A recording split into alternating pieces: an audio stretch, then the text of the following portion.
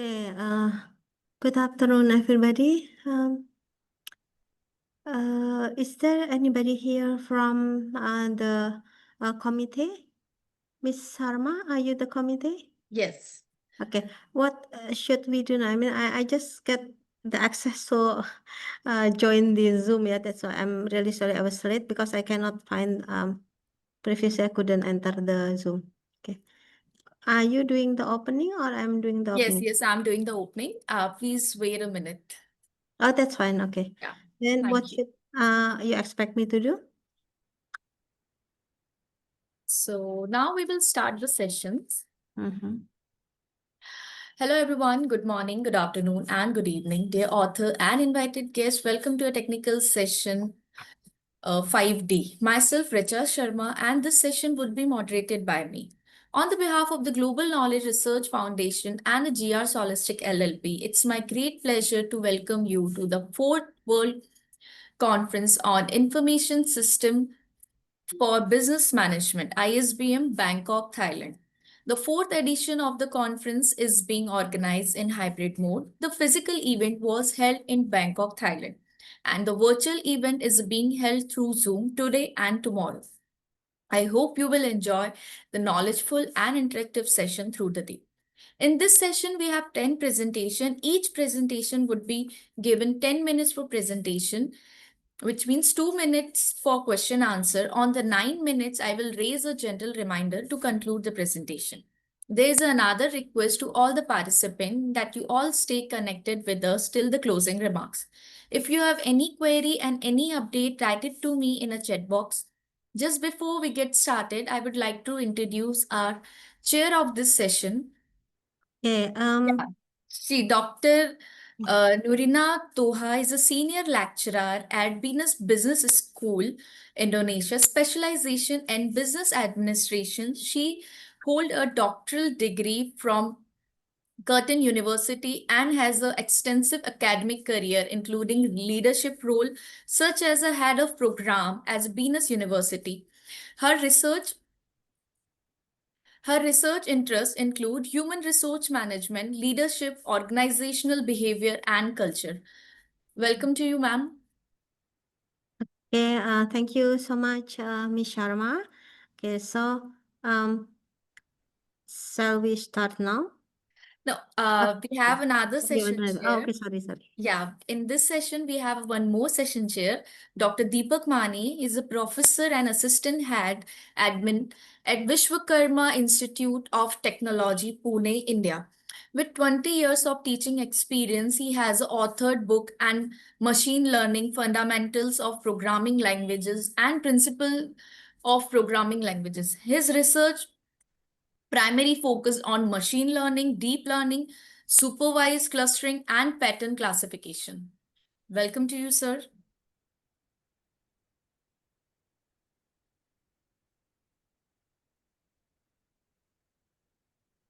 Now we can start the sessions.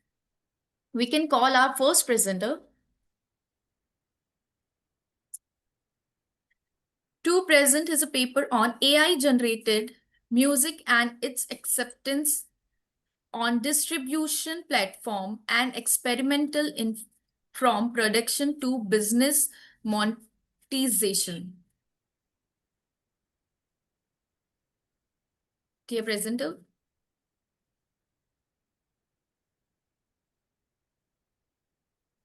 Hello, good afternoon. Am I audible? Can you hear me? Yes. Yes. Okay, thank you. Allow me to share my screen first.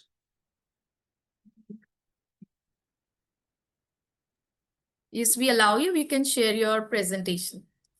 Okay.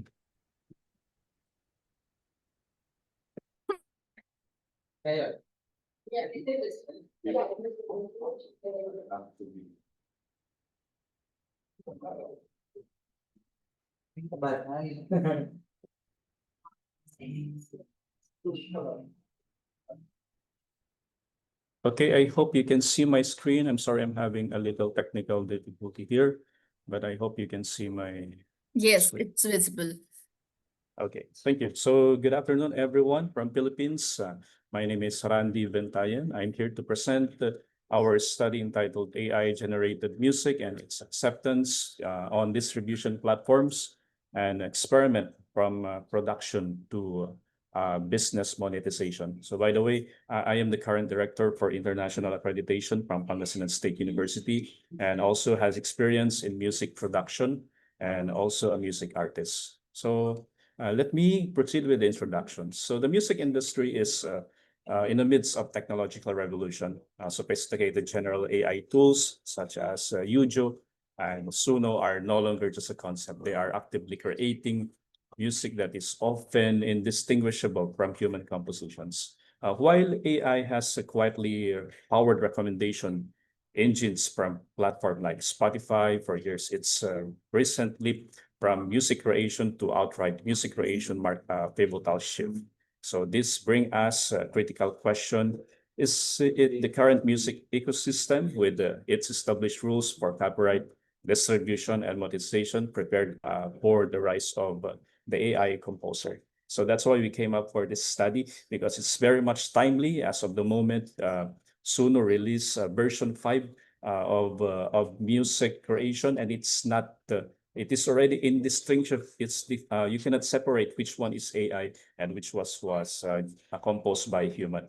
And here's the objective of the study. The primary objective of this study is very simple and very direct, just to test whether the music distribution platforms actually enforce their own rules against AI-generated content.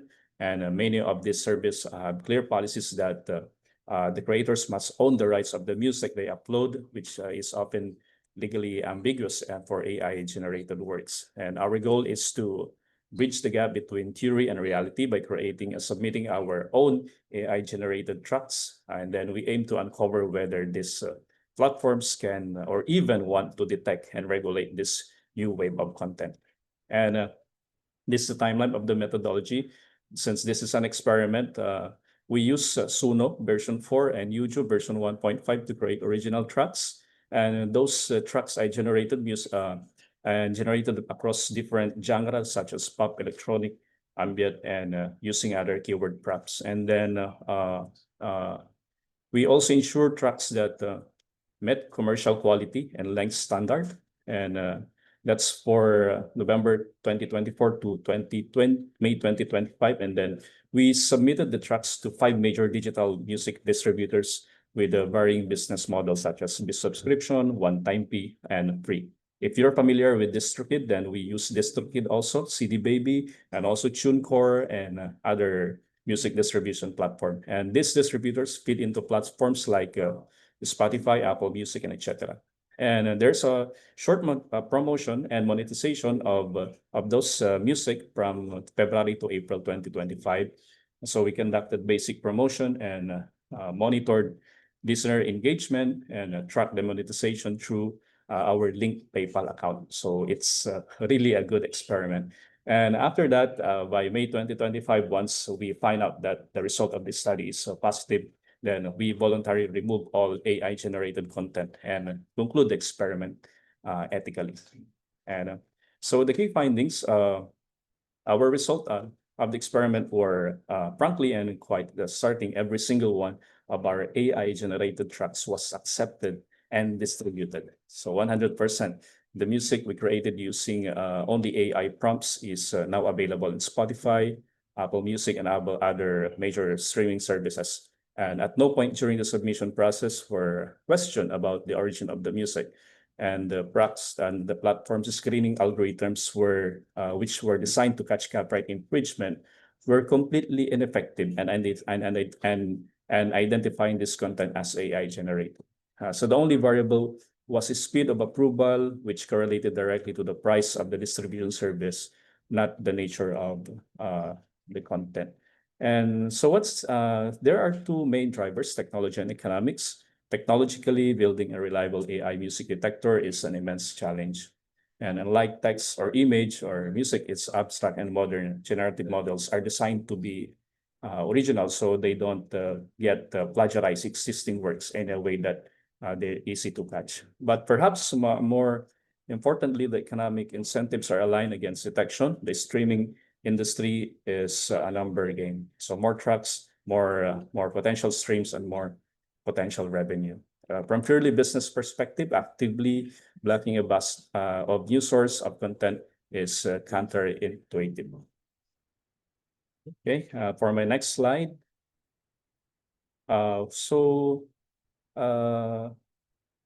The implication of this go far beyond technical loopholes. Legally, we are in this state of chaos where the foundational concept of copyright is being challenged daily.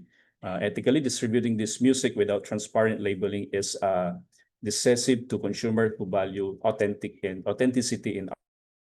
Hello, I'm very sorry I was disconnected, but I am already at the conclusion part.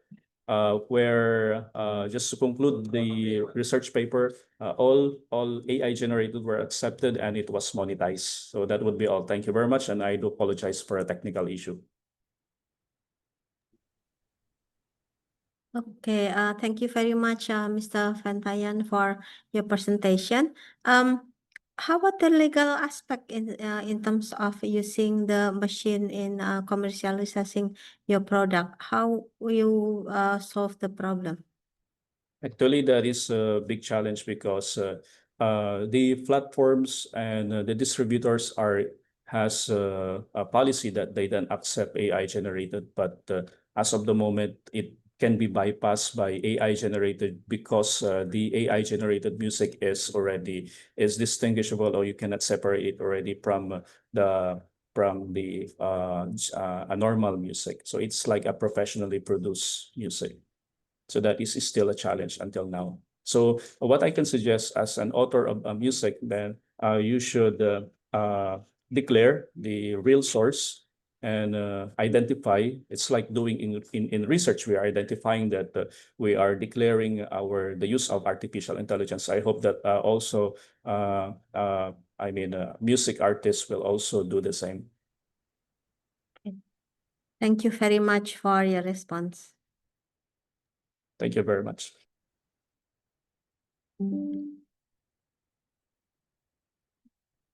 Okay, maybe now I think we can move to the next presenter. Sure. We can call our next presenter to present his paper on an imperial analysis of MCDM techniques in stock market Nifty 50. Our paper presenter is Masood Ahmed.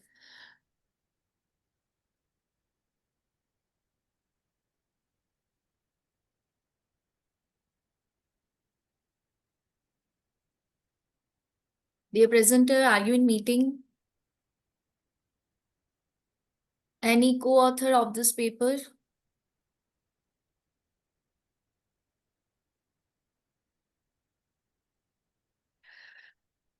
Okay, moving ahead. We can call. Good morning, ma'am. Good morning, sir. Okay, so I'm a session chair for this track. So now I join. Okay, sir. Yes. Okay, ma'am. I'm here only. I think continue. we have two session chairs with Mr. Mani, so they just sharing the question. Yes. Yes. Yes, ma'am. Please continue. So moving ahead, we can call our next presenter to present his paper on bibliometric analysis e-commerce platform in chemical supply chains.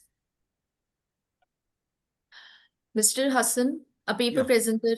Good afternoon. Good afternoon, everyone. Allow me to share my presentation, please. Yeah. You may please start your presentation. Yes.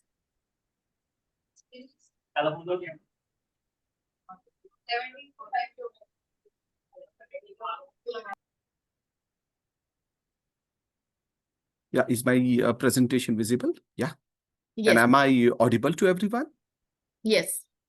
Yeah. So paper ID is 577.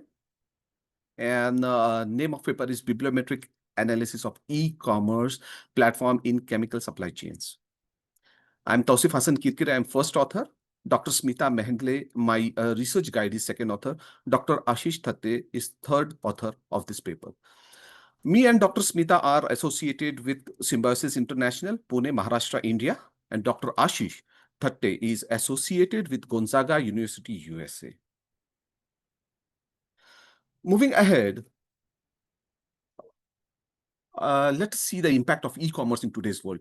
As we all know, digitalization has reshaped global industry, with e-commerce platforms becoming critical enablers for efficiency, transparency, and connectivity across supply chains.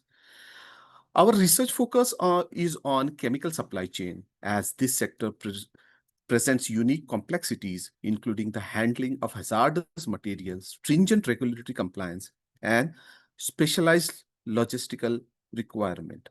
Research gap is limited systematic investigations existing on e-commerce application within chemical supply chain. Objective of research is to provide a data-driven understanding to historical development, current state, and future trajectories of e-commerce in chemical supply chain. I'm finding a challenge here. I'm so sorry. Yeah, the research question are to provide empirical landscape of publication and citation. I'm so sorry. There is some technical issue. I'm not able to see my screen completely. Just a moment. I'll just change a little bit. Allahu Akbar. Mhm.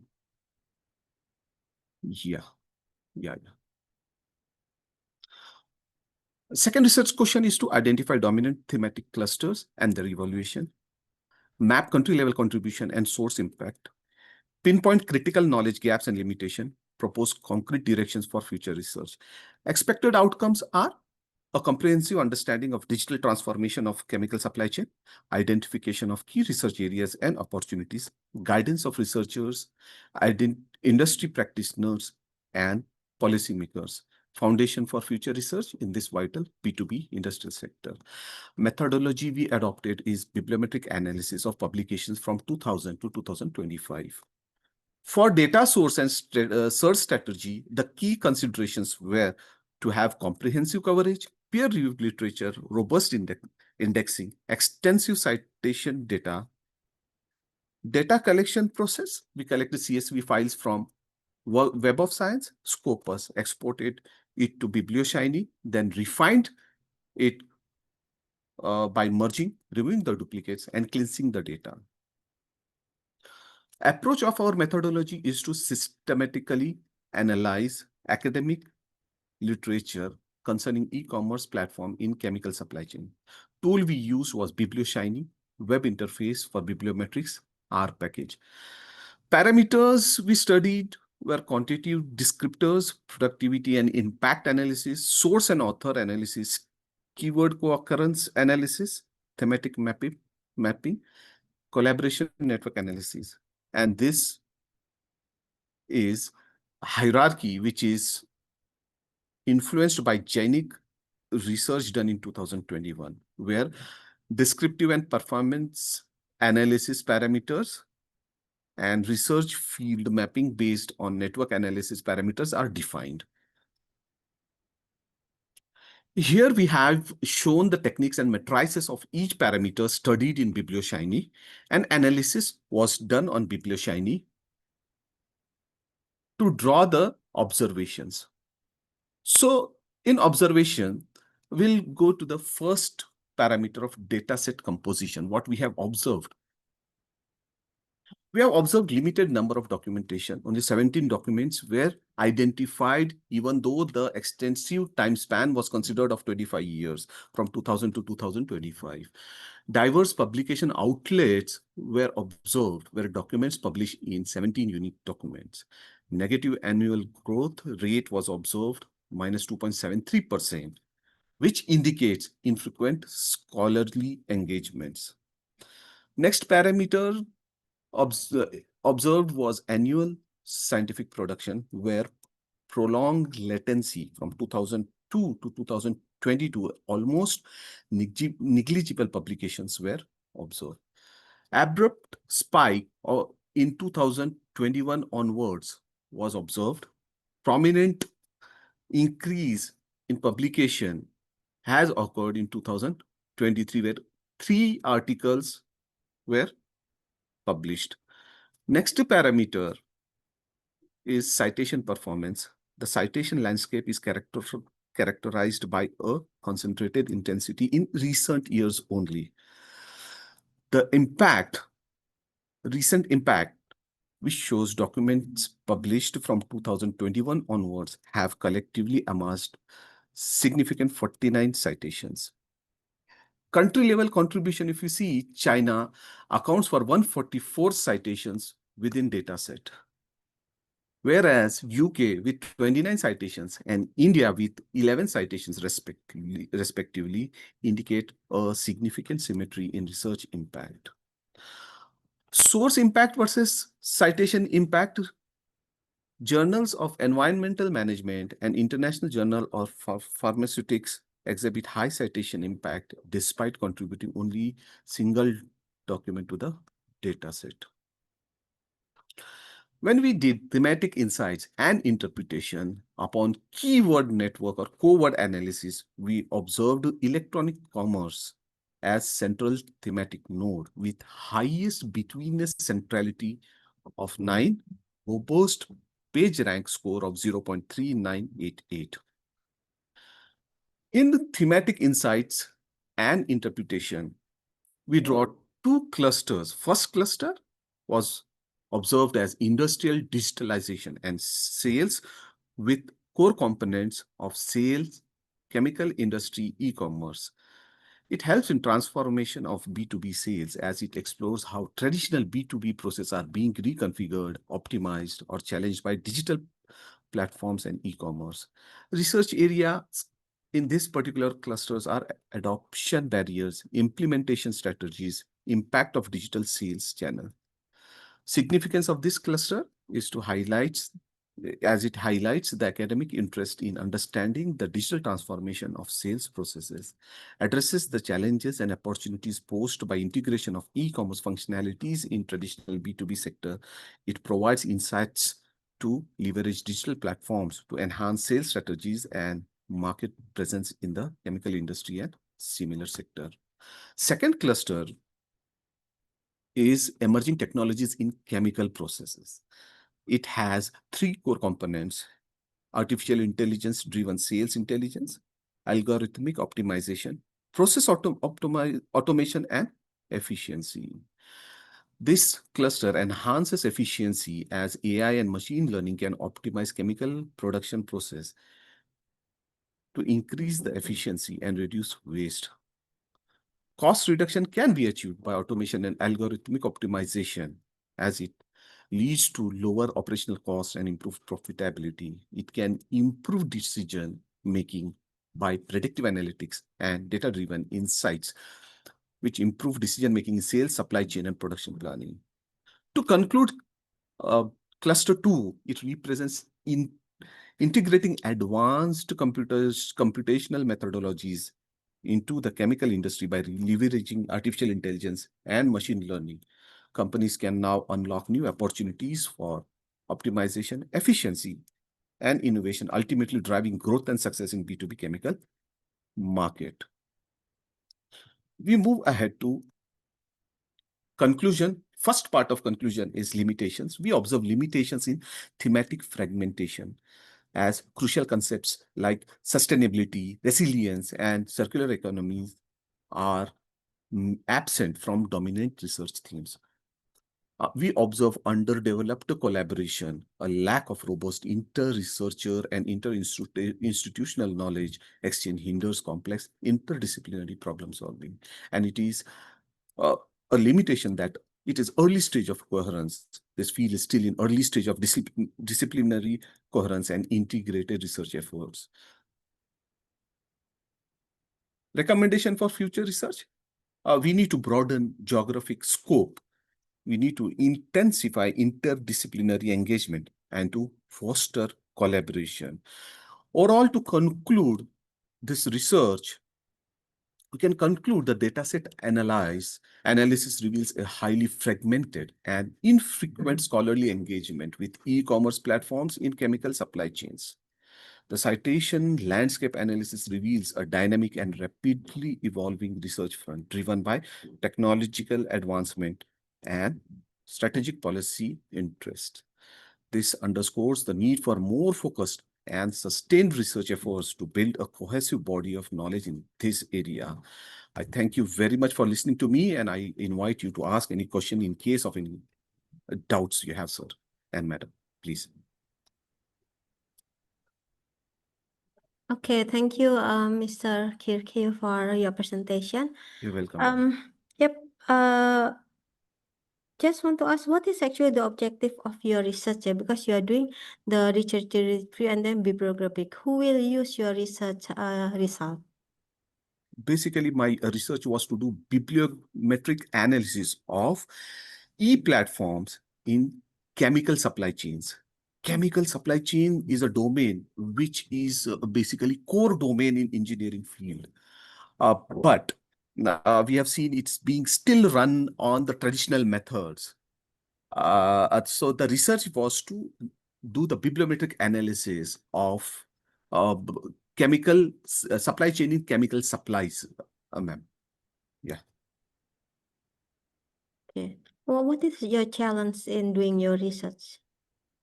Challenges basically is the biggest challenge which we found was lack of data, because in spite of having a span of 25 years and taking data from Scopus and Web of Science, there was very limited publications on this particular research. Okay, thank you very much. Welcome, ma'am.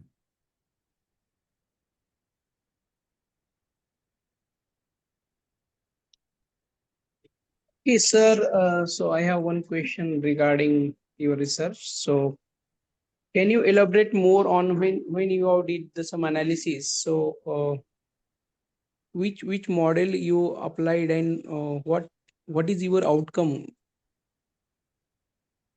for your analysis? I don't Yes. understand it. Yes, sir. We did bibliometrics. We studied the existing data for e-commerce platforms in supplies of chemical to the industry. So our analysis was to check exactly on research front, in academic front, where do the chemical segment industry stands, and our analysis reveals, Deepak sir, we are lacking too much as far as research in this particular domain is concerned. In today's world, there are many e-commerce platforms which have become humongous, and they have become very big just by integrating transportation logistics and warehousing and supplying material in time to the organizations, to the consumers, which is B2C segment. Whereas when you see B2B segments, the chemical suppliers who are manufacturing chemicals, nobody has still gone to the level of having a platform where they can supply material directly to the B2B customers through online portals, Deepak sir. So our analysis reveals very less companies are into it, and the challenges are also mentioned in our research paper, where adoption barriers are observed. Also, implementation barriers are observed, and basically, these are the challenges, major challenges which we have observed, Deepak sir, in our research. Okay. Thank you. Thank you, Deepak sir. Thank you very much, ISBM team. Thank you very much. Thank you so much, presenter, for your presentation. And moving ahead to our next presentation, to present on a design, development, and acceptability of a small-scale salt vibrating screen classifier and artisanal salt production.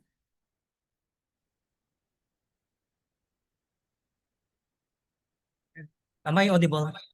Yes. Yes. Good day, everyone. I am Juanito P. Maneklang Jr. of Pangasinan State University, Philippines. And today I'll be presenting my research on the design, development, and acceptability of a small-scale salt vibrating screen classifier for artisanal salt production. This project is about creating a targeted technological solution to help revitalize a culturally and economically vital Philippine salt industry. Salt is fundamental to our history, but the Philippine salt industry, particularly in my home province of Pangasinan, whose name literally means a place where salt is made, is in a state of crisis. From being nearly self-sufficient in 1990, we now import over 80% of our salt needs. This decline is driven by several factors, including climate change and legislative burdens. But the most persistent challenge is the industry's reliance on antiquated technology. The core of the problem lies in the post-harvest process. After the salt is harvested from the evaporation ponds, it must be refined. The traditional method involves workers manually crushing hardened clumps with wooden mallets and then shifting it by hand. This process is not only incredibly slow and physically exhausting, but it also results in an inconsistent product, trapping farmers in a cycle of low productivity and low income. To address this, my research was guided by the three clear objectives. First, to identify the specific technological gaps through a comprehensive literature review. Second, to develop a functional prototype that directly addresses those gaps. And third, to evaluate the prototype's performance and, most importantly, its acceptability among the people who would use it. Our methodology followed a logical progression from theory to application. We began with a needs analysis, reviewing literature on engineering principles and materials science to precisely define the problem. This led to the prototype development phase, where we use a user-centered approach to design and fabricate the machine. Finally, we conducted a mixed method evaluation, demonstrating the machine to both technical experts and veteran salt farmers to gather quantitative and qualitative data. This is the result. The small-scale salt vibrating screen classifier. It was designed specifically to solve problems we identified. Raw clumpy salt is loaded into the hopper, and integrated shaft crusher immediately breaks down the moisture-induced dumps, a crucial first step. The material then falls onto a vibrating screen that classifies the salt by size, producing a uniform, high-quality product. The entire machine is built from stainless steel to resist the highly corrosive combination of salt and moisture, ensuring its longevity. So how did it perform? The results were overwhelmingly positive. In an evaluation by the faculty experts, the prototype received an overall acceptability score of 4.5 out of 5, which is interpreted as strongly acceptable. The two highest rated criteria were its material suitability, with a score of 4.9, and its relevance to salt production at 4.8. This confirms that we not only solved the right problem, but that we used the right materials to do it.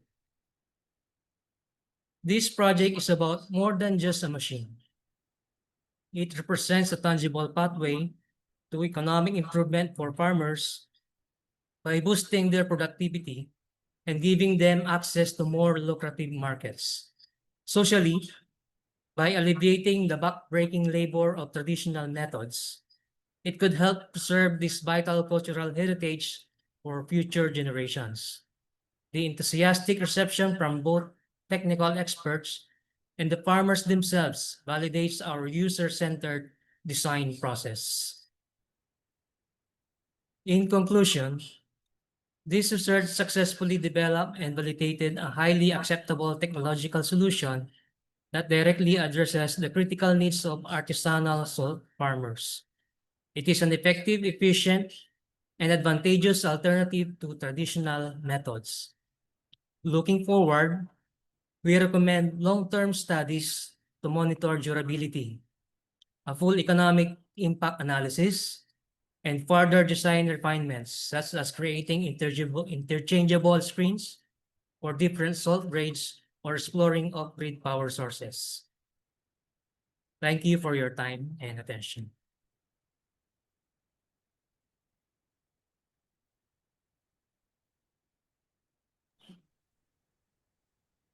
Thank you, Mr. Martin Lang, for your presentation.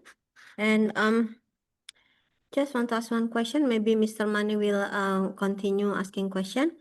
How is the buy-in of yet technical technology by the farmers?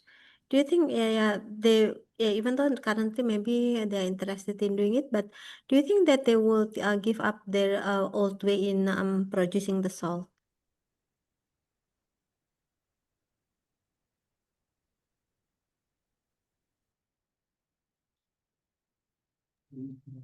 Please come again, ma'am.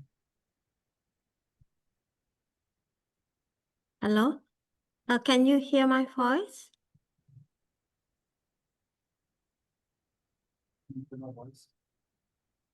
Hello, hello. Yeah, hello. Did you hear my voice? Did you hear my question or not? Yes, can you repeat the question, ma'am? Okay, my question was how is the buy-in of your technique or technology by the salt farmers? And do you think that if currently they are kind of agreeing on it, do you think that it will be sustainable, or do you think they will prefer to do it in their old way?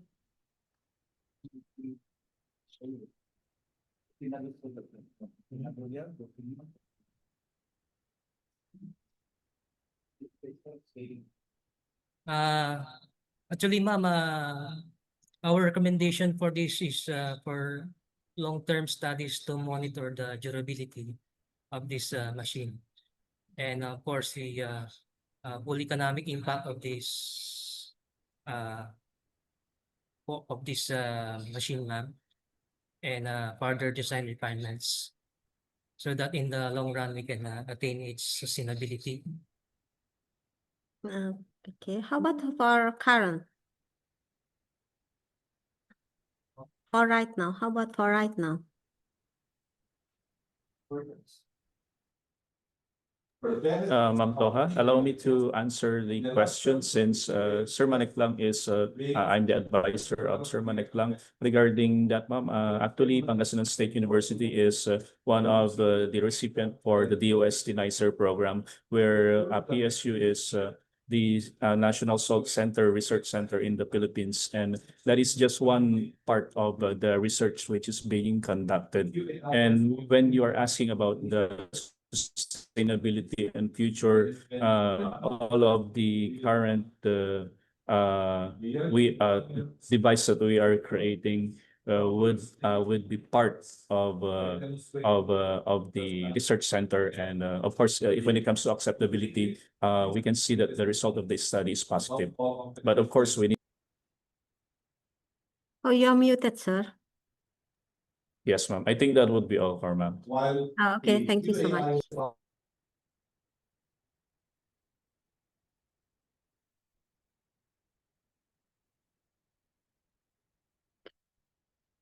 Ms. Sharma, are we moving to the next presenter? Sure. I would like to ask Dr. Deepak, sir, do you have any question regarding the previous presentation?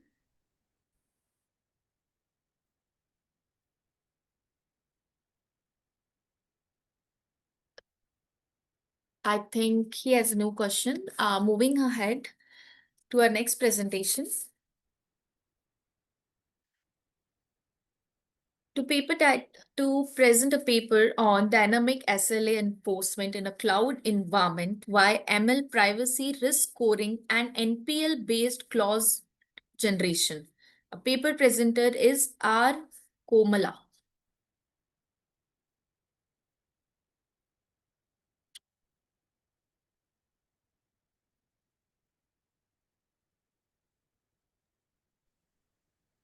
Dear presenter, are you in meeting?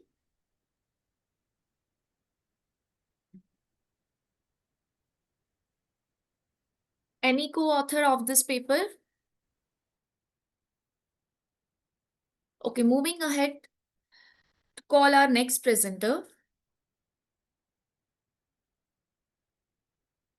To present is a paper on enhancing cybersecurity posture through comprehensive threat intelligence method challenges and future trends. And paper presenter is Akshay Kumar.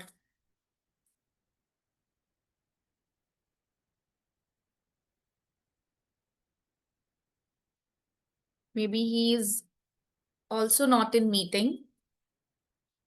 We can call our next presenter.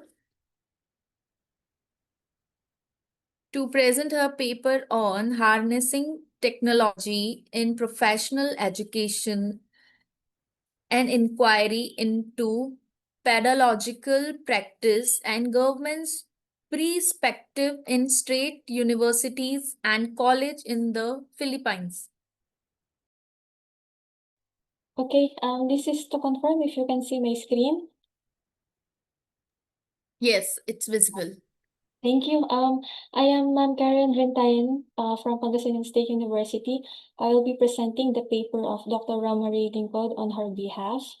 So thank you for allowing me to present her paper. So her paper is all about harnessing technology in professional education, an inquiry to pedagogical practices and governance, perspective in state universities and colleges in the Philippines. So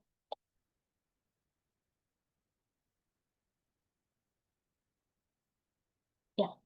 So for the introduction part, the COVID-19 pandemic served as a catalyst for a period of rapid shift in the Philippine higher education, moving from an emergency response to a strategic push for flexible learning. So this change is driven by the national policy from the Commission on Higher Education, or what we call it CHED here in the Philippines.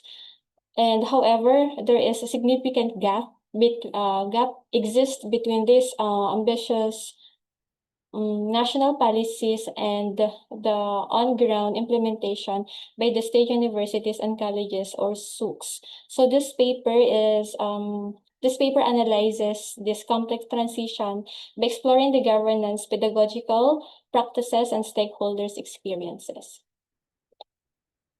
Okay, so this paper is focused more on tertiary level, or in the state universities and colleges here in the Philippines. So for the methodology, this study uses an integrative literature review, a research method that synthesizes the wide range of literature to create a holistic understanding of the topic. So this study also aims to go beyond a simple summary of existing work and build a coherent narrative that identifies key themes and systemic challenges.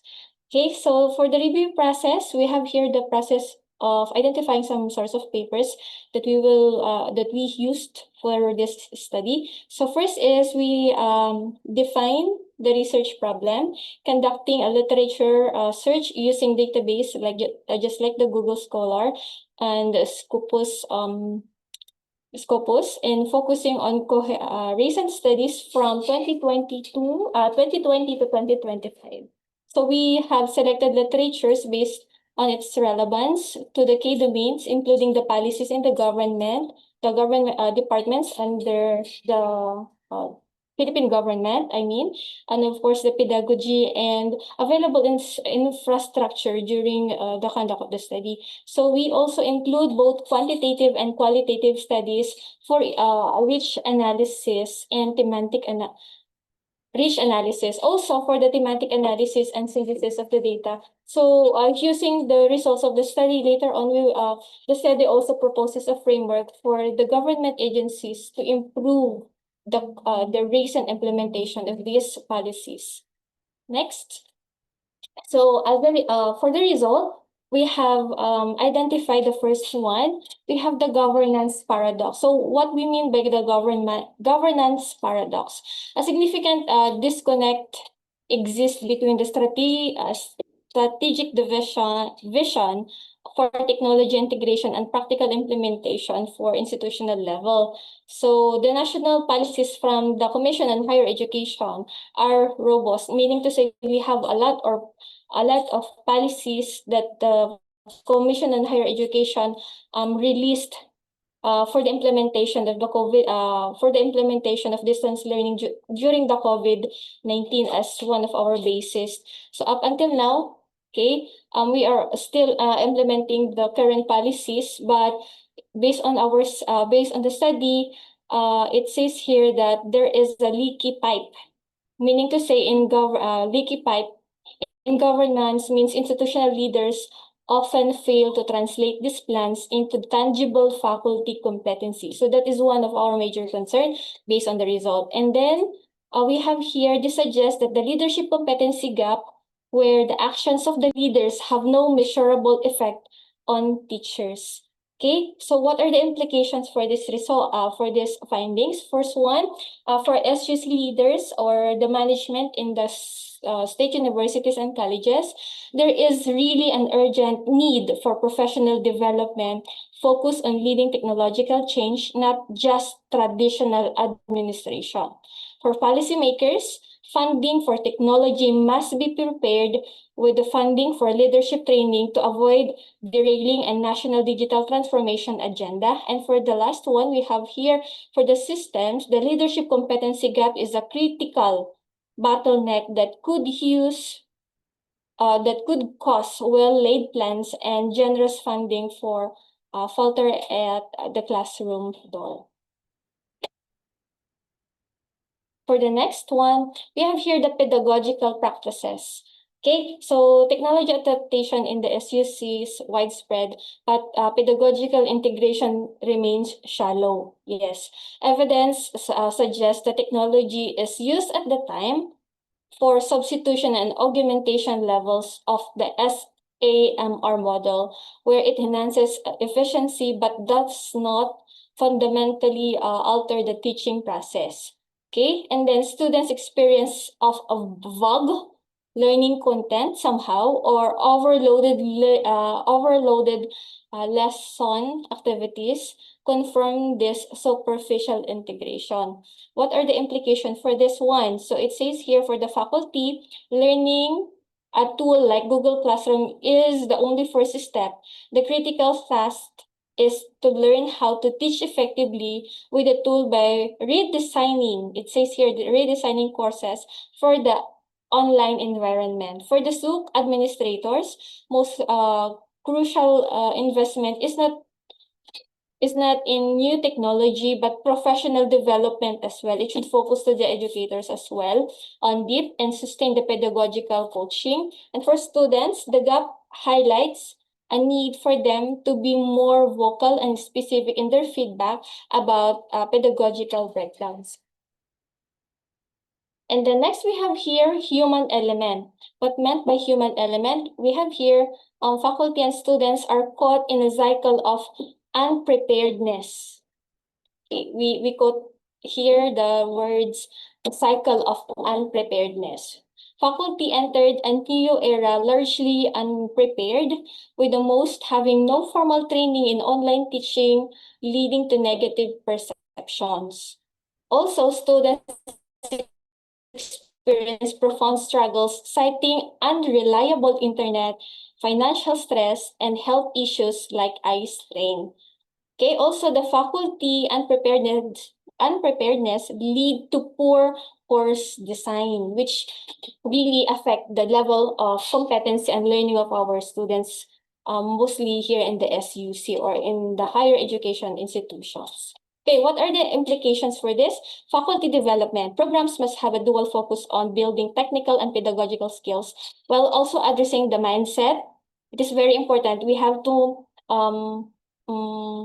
address the mindset of our students, not only our students, but most especially our faculty members, beliefs and anxieties for educators and administrators, student support, okay, services like technical help desk, financial aid for digital access, and mental health resources are not only core, but it is also a core of the functional flexible learning system. And for the last, we have here for the system, the cycle of unpreparedness must be broken with a systematic rather than ad hoc approach to support. And then we have here the fundamental pillars. The entire digital education system interest on unstable infrastructure and financial model.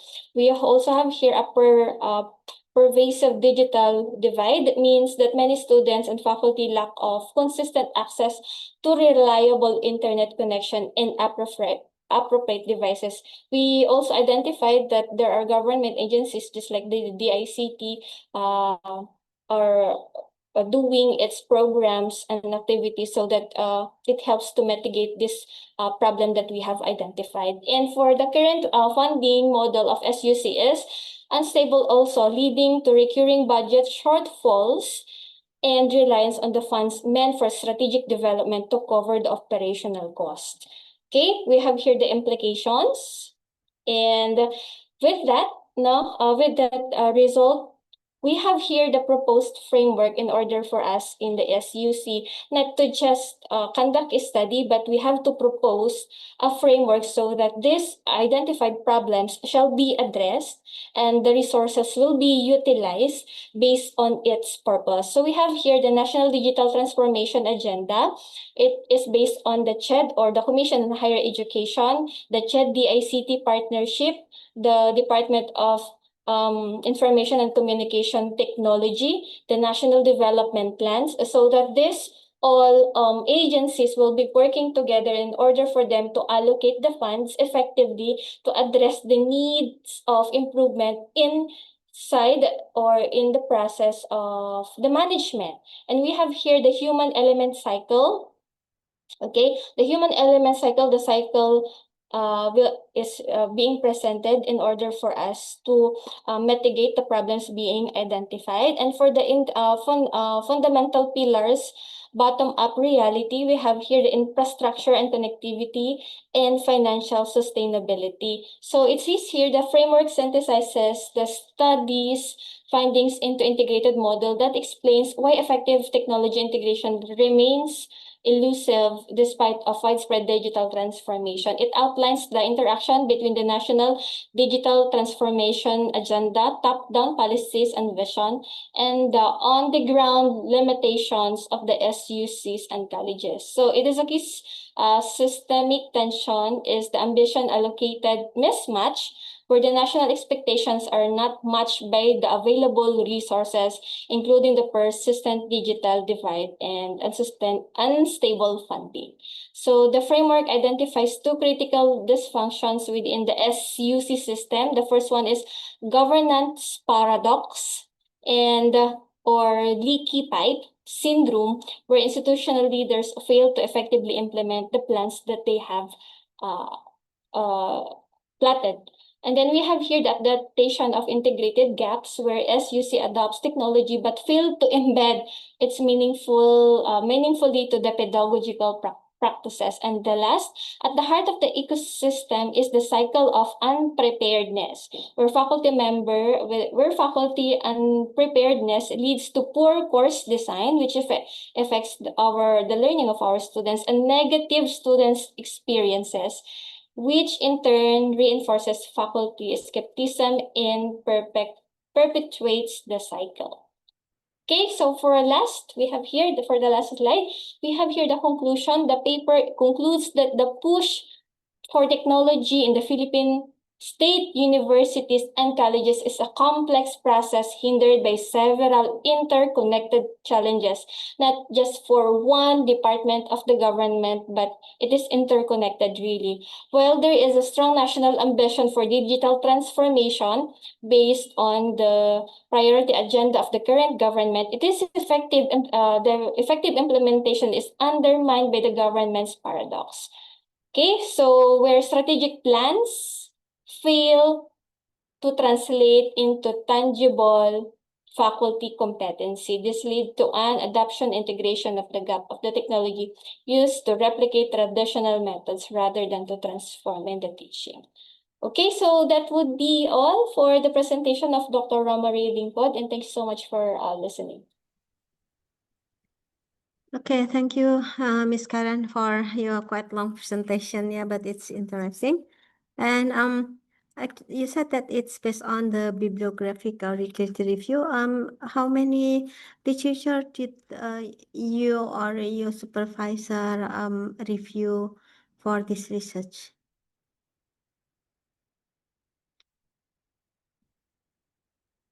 Thank you so much for that. Let me check the presentation first, Doc.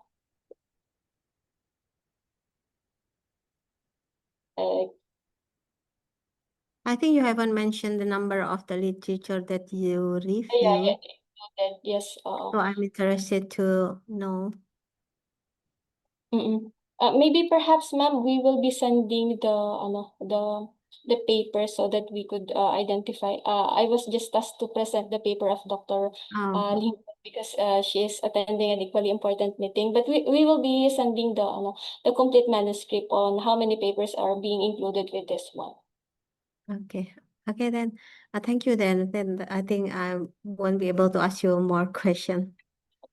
Yeah, Okay. but really indeed, that's the biggest problem here in the Philippines with regards to the funding allotment and for the process itself. And we educators are really doing our best in order for us to manage the system or to contribute in the system so that we could really help address these issues and concern by our students. Thank you thank you very much. Okay, thank you.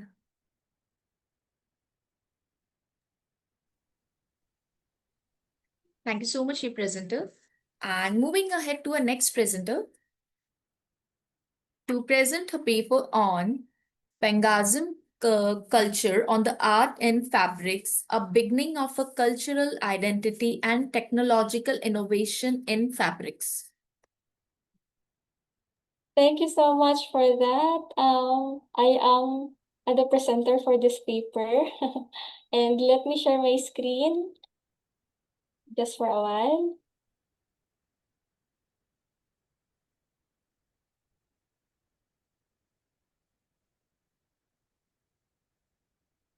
Yeah, this is to confirm if you can see my paper now. Yes.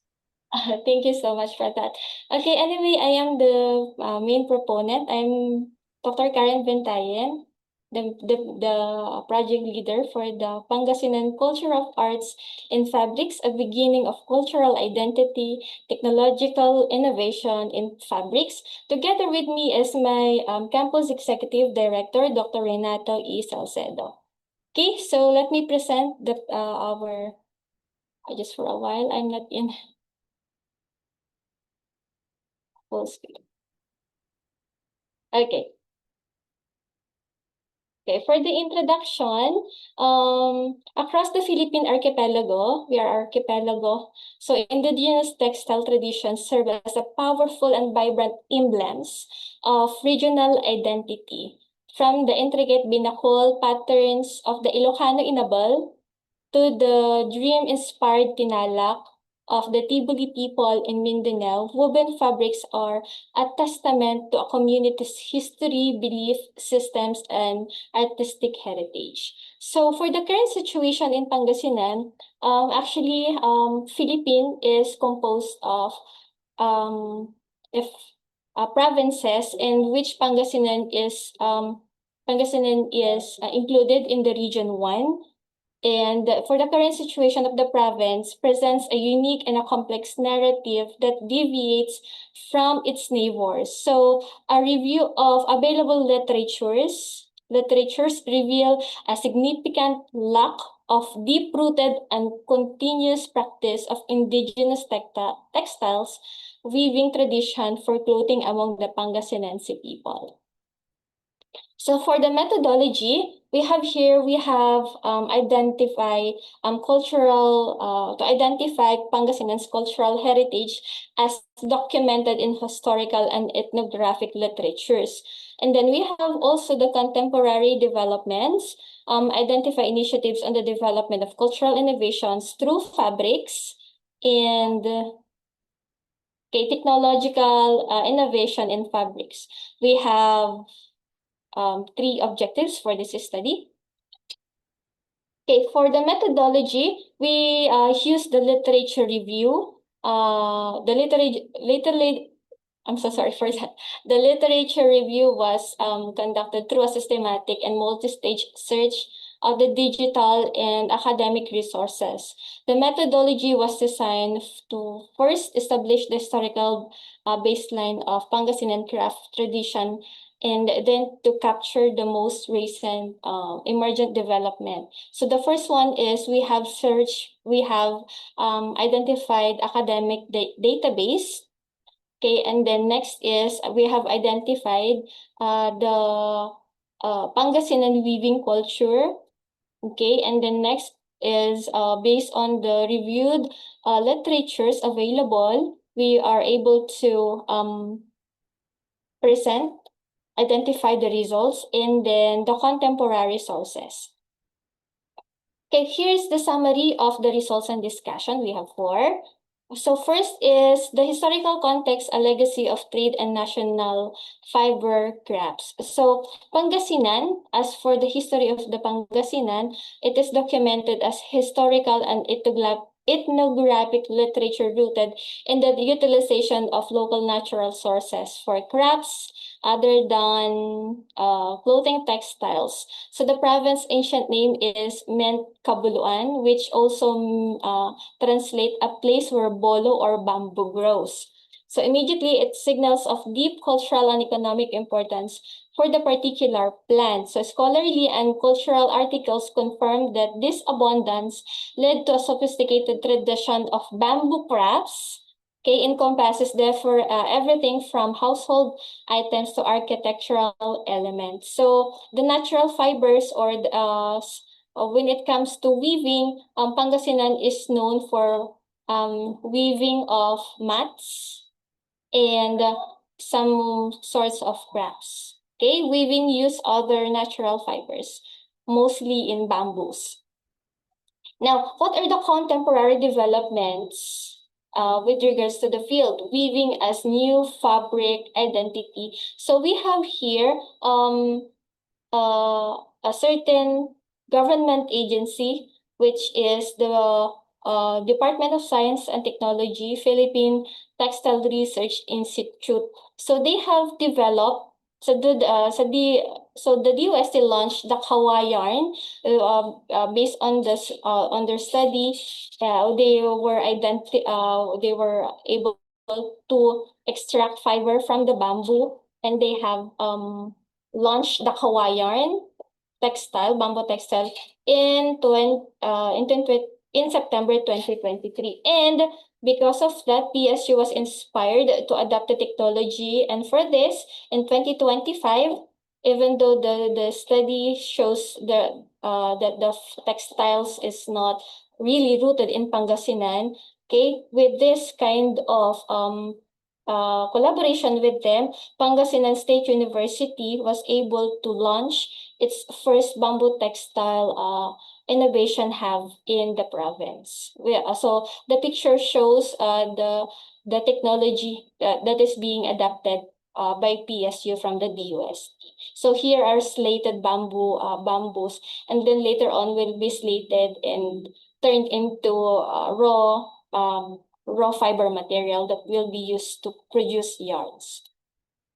And secondly, we are blessed that we have here the establishment of the Mapita Handloom Weaving Innovation Hub, where we are able to produce the first ever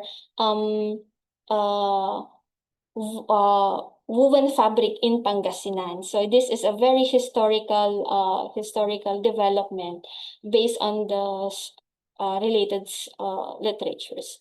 And then we have here the influences. We have identified the influences of the textile industry. So first is the Cebu. The Cebu province is known for its hablon, and the community really benefited because of the certain departments or government agencies. Also, there is a specific Cebu Technological University also assisted them. So it is one really of our mandate to assist the community. So also, there are also government agencies just like the PhilFIDA, which mostly focuses on the fiber identification, natural fiber identification. And also we are also influenced by the Inabol from Ilocos Norte, which is also a province in Region 1. So for the technological innovations, okay, we have here the Mapita Handloom Weaving Innovation Hub, so that we are able to create our own pattern, which will the Pangasinan be known for its unique patterns. And then, of course, the innovation hub that is being mentioned earlier. So we call this the fiber that will be used for the textile production is kawayan. Kawayan, which means bamboo. Kawayan is a terminology used in bamboo here in the Philippines. Okay, so for the conclusion, the literature on Pangasinan's culture and arts in fabrics tells a unique story of not of preservation, but of creation. Okay, I would just like to emphasize this. The fabric tells a unique story, not on preservation, because fabrics and textile is not really being practiced in as identity of Pangasinan, but we are creating it, but we are proposing it for a creation of an identity, province identity. Historically, the province identified identity in craft was centered on non-textile weaving, with its clothing needs met through a robust trade networks. So it has created a unique cultural space, largely unburdened by the need of strict adhere to an ancient local textiles in tradition. And of course, the technological innovation of bamboo textile fiber and the rich transplanted cultural heritage of Cordilleran handloom weaving. And Pangasinan is in the midst of actively designing a new and multifaceted cultural identity in fabrics. This emerging identity is a hybrid woven from local natural resources to a modern science and artistic traditions of the migrant community. So it says here, it is a compelling case study of how cultural heritage can be constructed and dynamically evolve in the 21st century, demonstrating that the identity is not always looking back, but also about weaving forward. Thank you very much, and thank you for listening.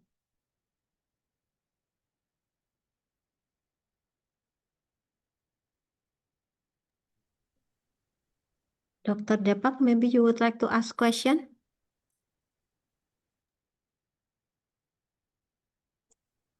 Okay, so I have one question. So what is your overall observation? Actually, there is a certain place here in Pangasinan that practices weaving, but this people, they are identified as IP or indigenous people. These indigenous people are coming from our neighboring province. Just like if you're familiar with Baguio or Cordillera, they migrated from that place to in Pangasinan for a lower or for in lower grounds, and they are also practicing it. Anyway, there is a very hard that it is very hard to conduct this study because mostly we did not really identify some published articles, but only literatures coming from the LGUs or local government offices. These records are we obtained and being used to this, and of course the website and the department agencies concerning to textile. So we were able to conduct this study. Okay, so thank you. Thank you, sir. Maybe I have one question. Yes, Is it ma'am. is it possible for you to do the research directly to that area? Because it's kind of very interesting topic. Um, Actually, we have introduced weaving in the society, and one of the best thing that happened because these two particular innovation have that the DOST has given us as as a partnership, as a collaboration. One of our community partners said that it is really a dream come true. So for us educators and researchers, we do not really just conduct study, but to help the community establish and help them grow by themselves, and of course help the community to do or present their own identity. So as what I have presented, cultural identity is not just always looking back, but also creating for the better, for the future. Thank you. Okay, thank you. Thank you so much for your presentation. And moving ahead to call our next presenter to present the paper on typological intervention by AutoCAD teachers implementation online and modular learning. Dear presenter. Good day to each and everyone. I'm Clary Season Jr. from Pangasinan State University, Philippines, and today I'll be presenting my research on technological intervention by AutoCAD teachers implementing online and modular learning. This study explores how educators are adapting to the challenges of teaching AutoCAD remotely and the impact of technological solutions on instructional effectiveness.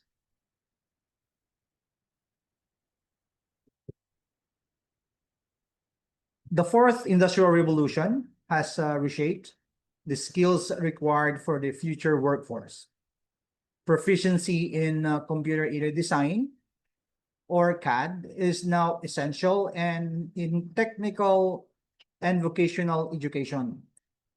However, the sudden shift to remote learning disrupted traditional hands-on instruction, prompting educators to rethink their teaching strategies.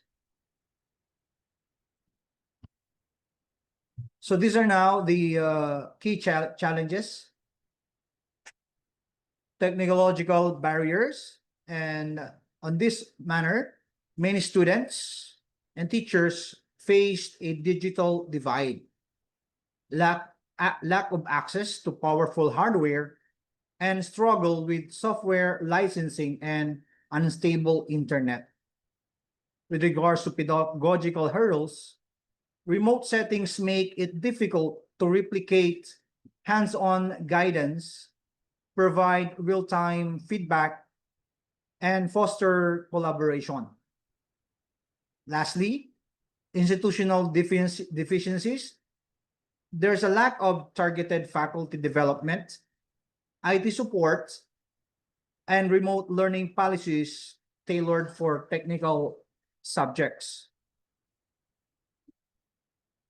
For this study to prosper, it aims to bridge the gap in AutoCAD education by, number one, identifying challenges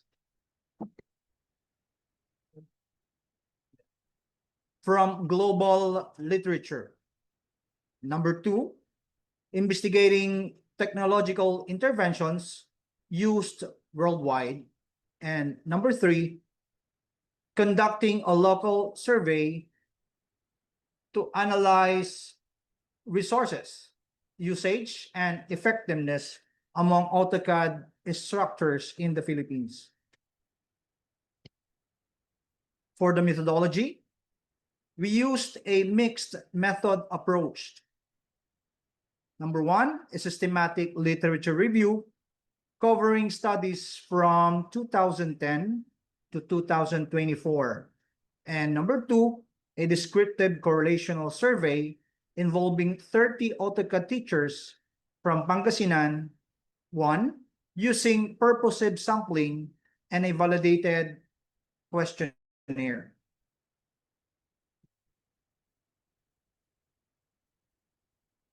For key interventions, several technological solutions emerged. Number one, cloud and VDI, which are tools like Fusion 360 and Onshape, along with virtual desktop infrastructure, helps overcome hardware limitations. Pre-recorded tutorials and interactive modules support self-paced learning to asynchronous resources. With regards to synchronous tools, platforms like Zoom and Teams enable real-time interaction through screen sharing and remote control. Immersive tech, which is virtual reality and augmented reality, offers exciting possibilities for virtual CAD labs and design visualization. With regards to local survey results, in Pangasinan 1, teachers rely heavily on personal devices. 73.3% uses personal laptops or personal computers. Only 40% have access to licensed AutoCAD software. Just 46.7% enjoys stable internet connectivity. And lastly, only 30% use drawing tablets.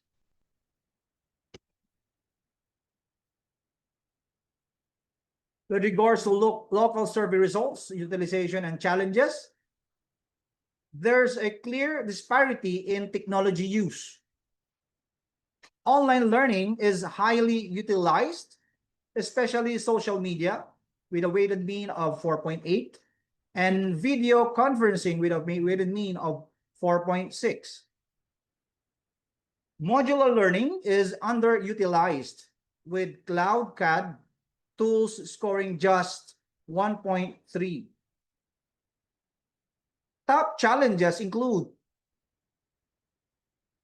student internet is 4.7, inadequate hands-on practice is 4.6, monitoring student progress is 4.5, lack of online pedagogy training is 4.4, and insufficient licensed software is 4.5. A strong correlation was found out between technological intervention and perceived instructional effectiveness. This means that when educators are equipped with right tools and training, their confidence and ability to teach AutoCAD remotely significantly improve.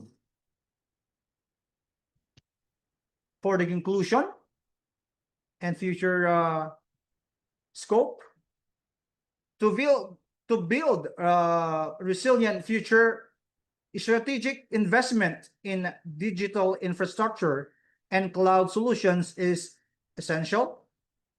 Human capital must be developed through continuous professional training, especially in technological, pedagogical content knowledge, and future research should expand to national and comparative studies, include student perspectives, and evaluate a specific intervention like virtual reality and augmented reality.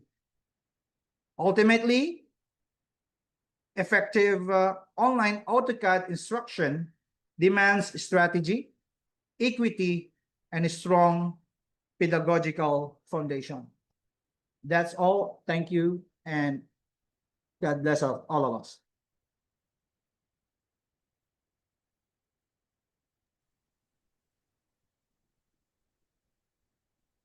Okay, maybe Dr. Depak would like to ask question.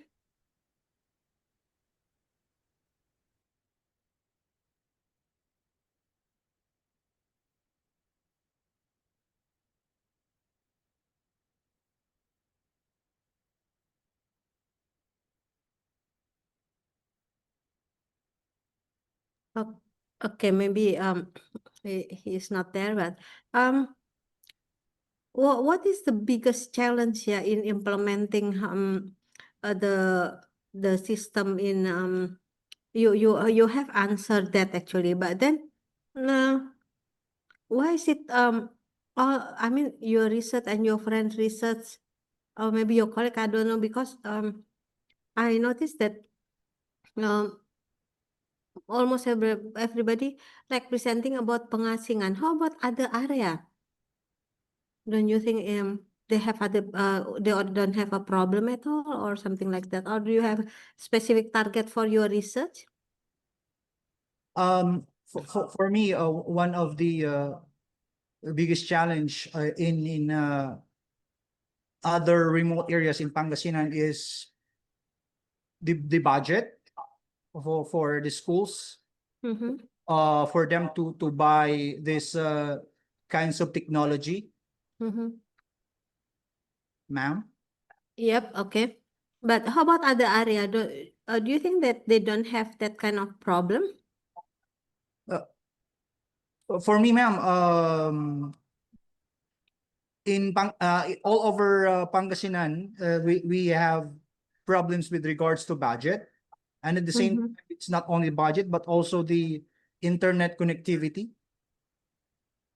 Okay. So while others don't have it, is that right? Other area in ma'am. Philippines. Mostly on the remote areas in Pangasinan. They lack strong internet connectivity, ma'am. Okay.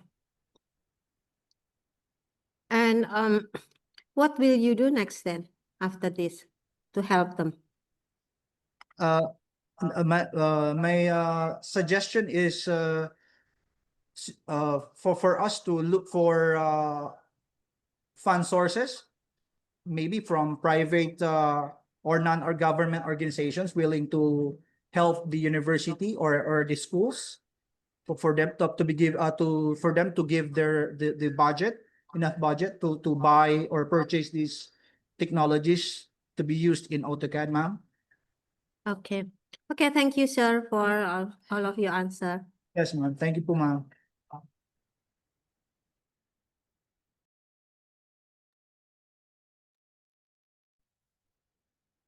Thank you so much, Presenter, for your presentation. Moving ahead to our next presentation.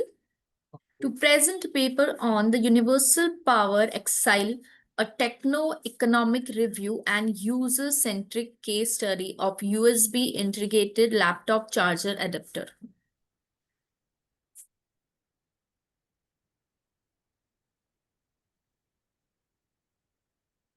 Good afternoon. Am I audible? Afternoon, ma'am. Yeah, hello. I can hear your voice. It's all right. Uh,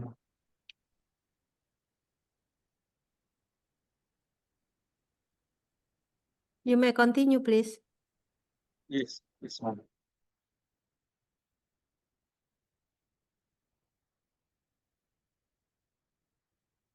Good day, everyone.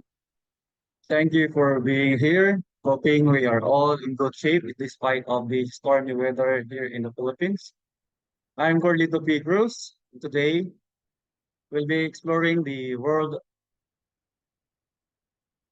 of laptop chargers. Specifically, we'll be looking at the Universal Power Elixir, a techno-economic review of USB integrated laptop chargers or charger adapters will dive into how USB integrated chargers are revolutionizing the way we power our devices. For decades, we faced a frustrating paradox. Our devices became more powerful and portable, but their chargers remained stuck in the past. Each laptop needed its own unique charger, leading to user inconvenience and planned obsolescence. Losing or damaging a charger could render your device useless. As you can see, this created a lot of frustrations for users, but the problem didn't stop there. All those obsolete chargers contributed a global e-waste crisis, adding over 11,000 metric tons of waste annually. This waste is a complex mix of plastics and heavy metals, posing severe environmental hazards. And thankfully, the USB standard came to the rescue. Initially focused on data transfer, early USB versions provided minimal power, not enough for laptops. But with the advent of USB Type-C connector and USB power delivery, USB PD, everything changed. USB-C offered a small reversible design with increased power throughput. USB power distribution transformed USB into an intelligent power negotiator, allowing devices to safely agree on efficient power levels. This technological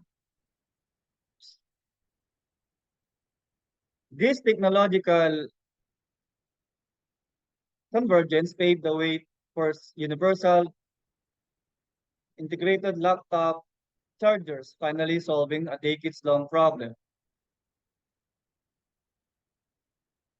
USB PD has come a long way. Early version established a 100-watt limit.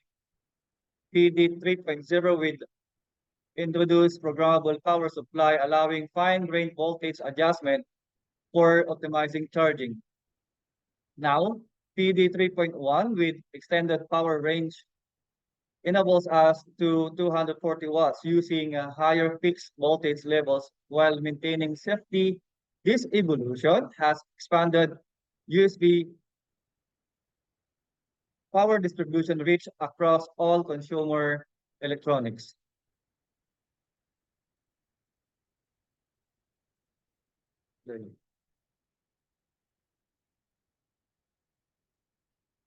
The theoretical capabilities of USB power distribution were made practically by breakthrough in gallium nitride semiconductors. GaN's wider bandgap allows it to withstand higher voltage and temperatures. It lowers resistance, reduces energy loss, and it operates at higher frequencies, shrinking the size of components.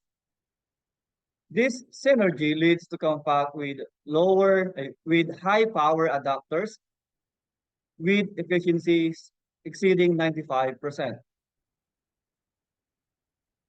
The market has shifted from closed ecosystems to a vibrant third-party market for chargers. Regulatory pushes like the European Union's Common Charger Directive are mandating standardized solutions.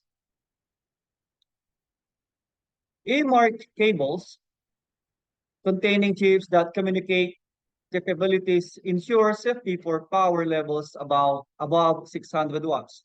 This combination of adoption, innovation, and safety is driving double-digit annual growth for GaN chargers.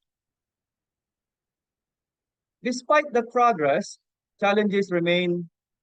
Port anxiety arises from consumer confusion about USB-C's capabilities. Just because of it fits doesn't mean it delivers the right power. Proprietary fast charging protocols that aren't USB PD compliant create fragmentation and proliferation of counterfeit chargers possess severe safety risk. Addressing these challenges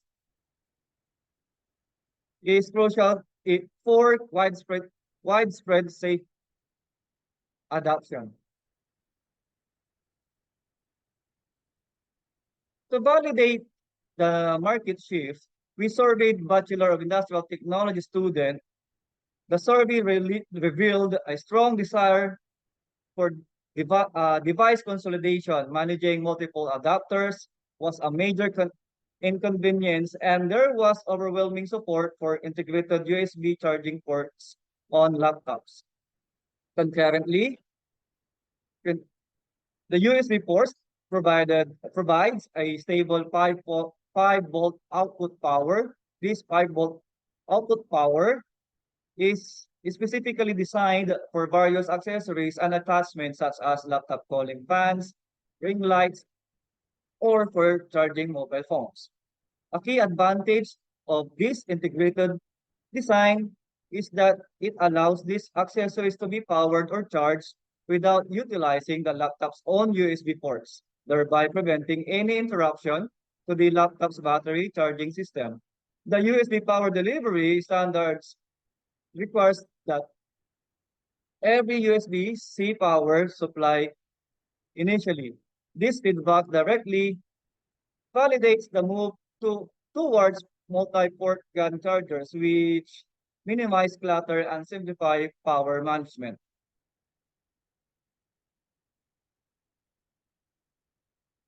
Based on the survey result, we propose an innovative laptop charger with integrated USB ports acting as a single power hub. The design combines the adapter and USB hub into one body, freeing up laptop ports and preventing battery wear from external devices. It aligns with USB-C standardization and fast charging trends, offering a compact, efficient solution.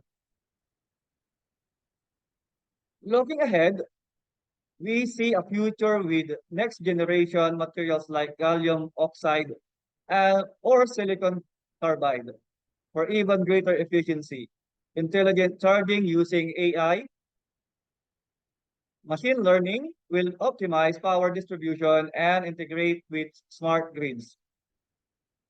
For industry adoption of 240 watts will allow us to universally charge almost all portable computers, finally ending the era of proprietary power bricks. The universal charger represents a critical step toward a standardized, efficient, and interconnected future for consumer electronics.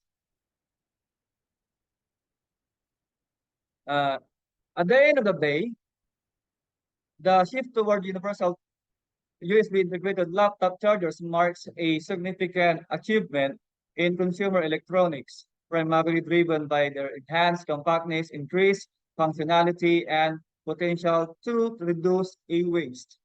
By standardizing power delivery through USB PD and integrating USB ports directly into the charger, these solutions address the historical clutter and inconvenience of exclusive chargers. This consolidation not only simplifies the user experience with a single power hub, but also contributes to minimizing e-waste by reducing the number of obsolete chargers. The proposed prototype combining the adapter and USB hub into one compact unit exemplifies the innovative designs that can further enhance usability and promote a more sustainable ecosystem. Thank you so much. Yeah, thank you, sir, for your presentation. Have you produced this USB? Come again, ma'am. Have you produced the USB? Is it already going for production? Have you tried to produce it, or have you produced it, or is just the prototype or just the design? Actually, ma'am, I've just built a prototype for this, Mhm. and for that I will have a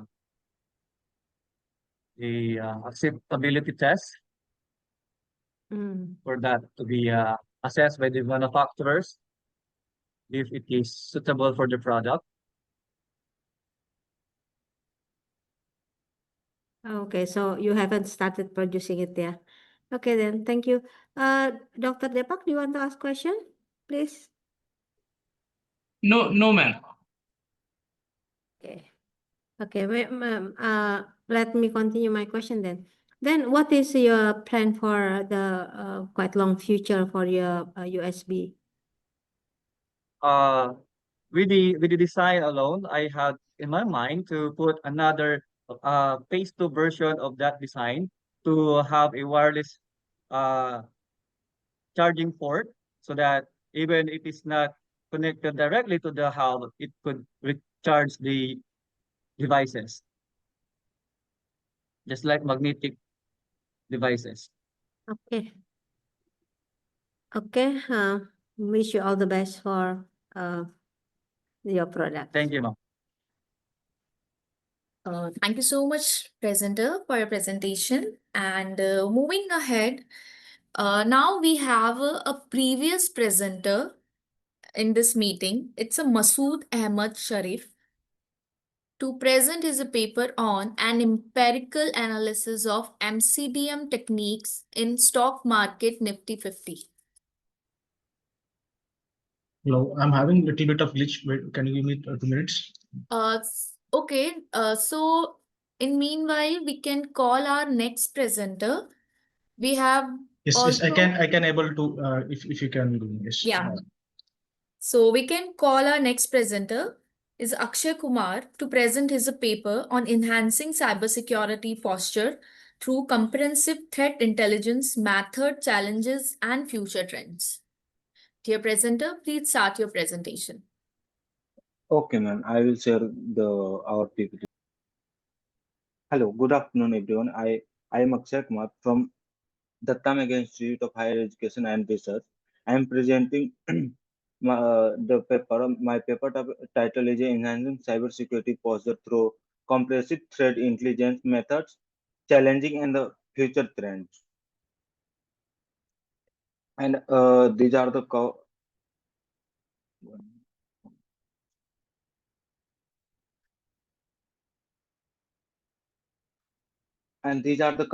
contents I am covered in this PPT. Making and first of all introduction. Second is making sense of threat intelligence, and next is a framework and application, and next is the improve the cyber security posture, and next is the uh, collection and utilization cyber security posture by means of threat intelligence, and some case studies, future trends in intelligence, and conclusion and references. And these are the introductions. The virtual environment has the change tremendously quickly introduced unprecedented an opportunity, but subjecting organizing to more advanced cybersecurity than ever before. The impact of the cybersecurity in a crucial level, resulting significant financial loss, data comprehension and service downtown, and the reputation harm. In their four primary types of strategical, tactical, and operational, and the technical intelligence. The threat intelligence collection requires several methodologies such as OSINT, closures intelligence monitoring, and the dark web, and live threat feeds. One of the best meaning fighting attack against these challenges and utilization threat in intelligence. Uh, Next is threat intelligence serves as a fundamental component of the cybersecurity, and it's providing a organization with the actionable insights into the emerging trends, advisor and behaviors, and attack trends. It addresses more general trends, including geographical event, regulatory policy shifts, and innovation in a cyber attack technique. These trends enable the organization to predict emerging threat and shift their cybersecurity policies and in response. This kind of intelligence allows the security terms to learn about how the attackers work so that they can develop defensive measures that contract specific threats and threat intelligence and framework application. Uh, these are the collection method, OSINT, closed source intelligence, dark web monitoring, threat intelligence fits. And these are the some descriptions, advantage and challenges. In a OSINT description, publicly available data website of social media and forms, and the advantage is broad coverage, cost effective, and challenge is the high volume data of false positive. And closed source is a closed source intelligence is a it is a private and is a high accuracy and it is a expensive. Dark web monitoring is a tracking inflict activities on the dark web form, and advantage is the early detection threat and challenges the high complexity and ethical concerns. Threat intelligence feed is a it gives a real time update malware and vulnerabilities, and its advantage is automated real time insights, and its challenges is the require integration with the security tool. And it's the tactical threat intelligence. The single of most significant advantage that threat intelligence provide includes proactive defense. For example, timely intelligence, newly discovered vulnerabilities, and organization apply pre-incident patching, reducing the attack surface before the advisors have chance to use such weakness. Threat intelligence essential hunting.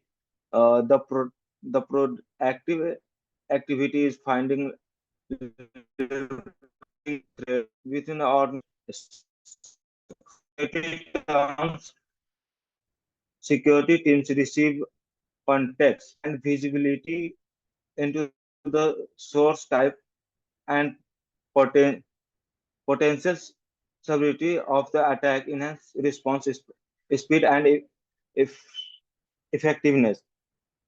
Integrating threat intelligence into the everyday security operations, organizations can remain one step ahead, attack emerging threats. Threat intelligence and collection and utilization challenges. These are the challenges and challenges of this essential enhance the cybersecurity process. It is essential overcome challenges order to make threat intelligence work effectively toward building cybersecurity reality. The most significant challenge is faced in the threat intelligence enormous equantity. Information gathering from all manner of the source. Large scale organization can find bombarded daily with thousand indicates compressive IOCS vulnerability realizes attack vector listing. A, a deficiency in a effective validation process can result formed security measures resource based or worse failure to the response and the real threat. The gathering and utilization of the threat intelligence pose major legal and ethical issues, especially in the term of policies, compliance, and regulation and moral handling in the data. Improve cybersecurity posture means of the threat intelligence. A well, implement, a well implemented threat intelligence program bluster and organizations for security positions. So actionable information that inform both proactive and reactive security control. Intelligence on upcoming vulnerabilities in a timely manner, allow organization to implement proactive patching prior to the adversary taking advantage of vulnerability and minimizing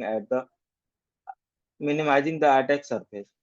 Threat hunting is a proactive and ongoing process of the locating, conculating insights and organization infrastructure prior to the develop into the significant security event. Real-time intelligence keep organization up to date on the emerging vulnerability attack techniques and threat actors. Information Sharing Analysis Center ISA improves collective defense capabilities in enabling organizations to exchange threat intelligence and insights at the industry wide level and enhancing overall the security posture. These are the case studies of this paper. First paper is the ransomware defense in healthcare and key implementation and major impact is there. Phishing prevention in the financial services. And third is the incident response in the government agencies. And fourth is the AI threat-driven intelligence in the cloud security. These are the key implements. What are the implementation in this paper and what are the major impact of this paper? These are the contents. And these are the future trends. Automated threat detection and adaptive threat response and threat forecasting and last is the automated threading. These are the tools we are using in the thread finding a thread and how we react in any thread and vulnerabilities. And these are the conclusions. Threat intelligence provides basis on who on which modern cybersecurity strategies draw its importance, offering insights and context to organizations concerning the detection, defense, and the response to emerging threats. The embedding of the threat intelligence into day-by-day op- operations allow all organizations to enhance its defense against no threat and to prepare for those yet to come, hence improving overall security realization. AI and machine learning will disrupt the ways in which threat intelligence is gathered, analyzed, and use threat insights. They will give way to much quicker and more accurate prediction and responses. Increased complexity in the cloud security and IoT ecosystem means the threat intelligence will have expand its scope to these areas of the interest and provide real-time insights that carrots to this development and landscape. And these are the references of this paper. And thank you.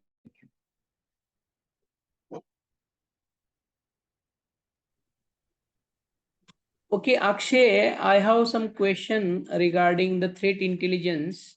There are another intelligence also present in the market, like as open source intelligence, human intelligence, right? So how you can Yes, sir.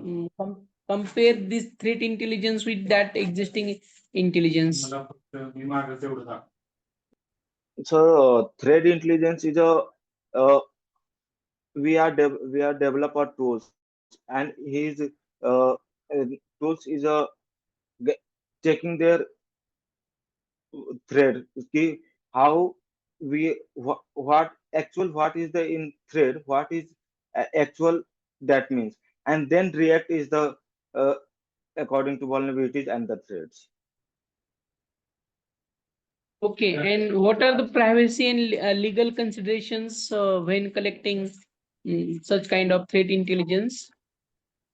Like all some ethics and laws are in cybersecurity terms. So these are the things. Okay, thank you.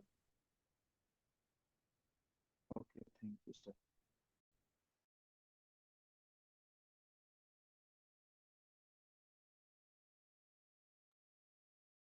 Thank you so much, presenter, for your presentation. Now we can call Masood Ahmed. Are you ready for presentation? Yes, ma'am, I'm ready.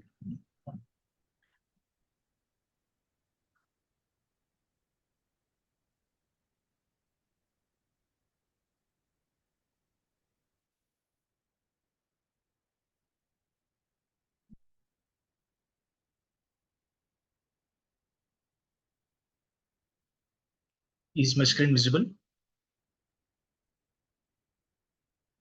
Yes, it is visible.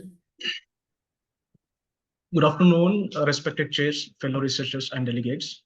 I'm Masood Ahmad Sharif from BMS College of Engineering, Department of Management Studies and Research Center, Bengaluru, India. The paper I'm presenting today is titled An Empirical Analysis of the Application of MCDM Techniques in the Stock Market, a Nifty 50 based study. This research is co-authored with Dr. Sushma, the associate professor and also the guide, and it is indeed an honor to share our work on such an international platform. Introduction: the stock market is one of the most dynamic and volatile systems in the financial world.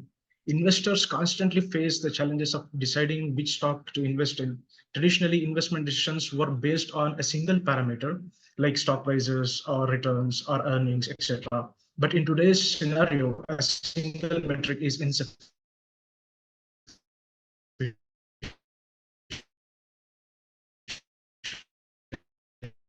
For example, a stock may give high return where investors must evaluate several metrics simultaneously before arriving at the best choices. So this is where MCDM techniques come into play. They allow us to integrate multiple financial, risk, and performance measures into systematic framework for ranking sectors. Our study focuses on the Nifty 50 index, which is the benchmark index of the Indian stock market. Applications of MCDM in finance. MCDM has been applied in diverse areas such as energy, supply chain, urban planning, and engineering. In finance, its application has been grown in the last decade.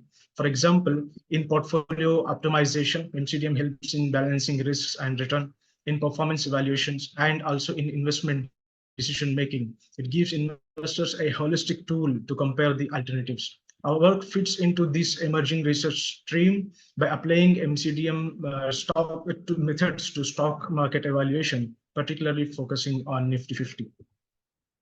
Research objectives: the main objectives of our study are to evaluate Nifty 50 stocks using 9 carefully selected financial indicators, to apply 4 widely recognized MCDM techniques. This is TOP, SIS, VIKOR, SAW, and COPRAS, to generate rankings, to validate and compare these rankings using Spearman rank correlation, then to develop a hybrid ranking framework that consolidates the results from all the methods, thereby reducing inconsistencies and giving a more stable outcome.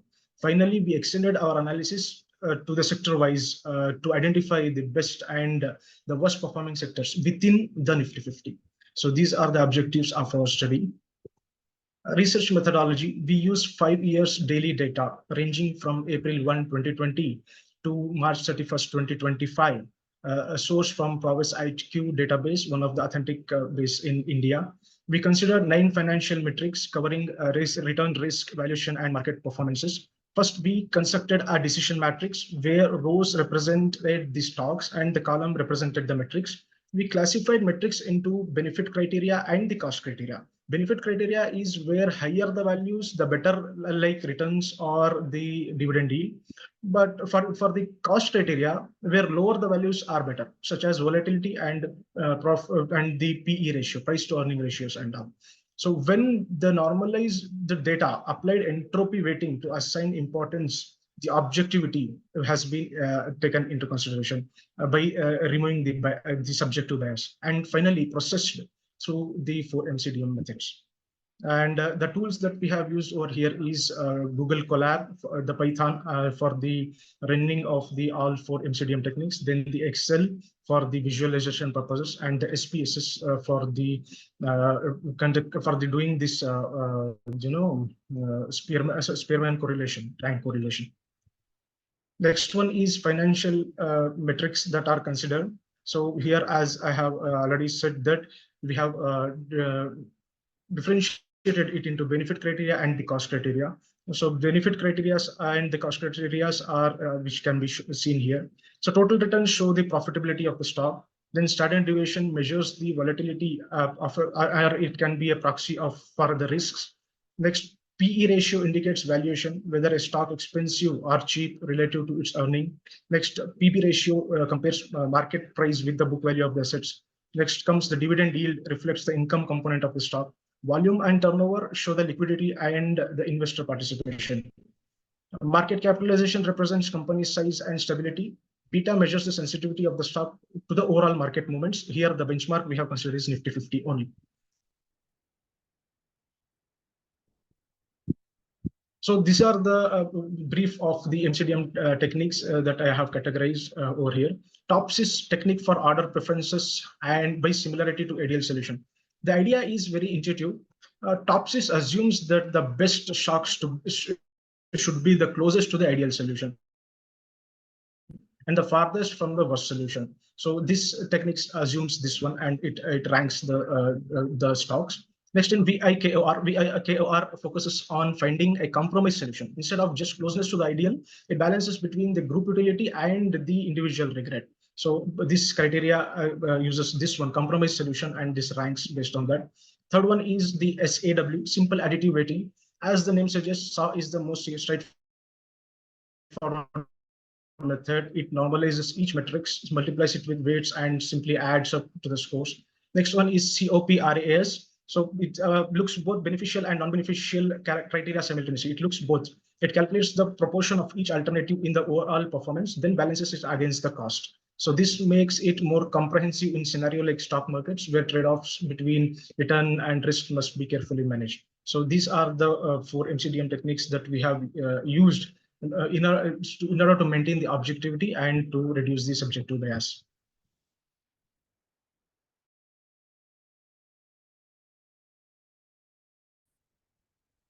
So here in method produce different stock rankings. For example, TOPSIS focused on closeness to the ideal stocks, and then Vickar emphasized on the